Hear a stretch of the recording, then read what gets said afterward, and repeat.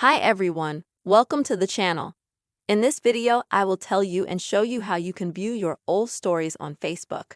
Please subscribe to the channel. Don't forget to write your comments and put likes. And let's get started.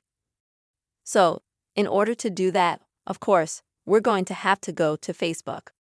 Then go to the menu section.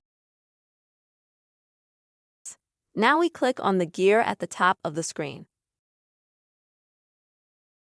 Now we're going to scroll down until we find the Your Activity subsection. And here we find Activity Log, and click on it.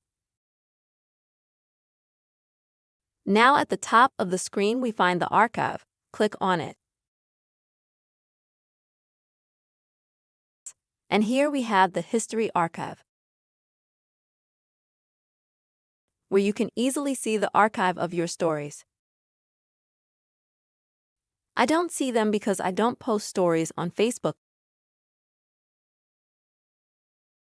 But if you do, of course you will have them here, and you can easily scroll through and look for the story you want. That's the easy way to find and view your old Facebook stories. I hope this video was helpful to you. Don't forget to like and comment. See you later.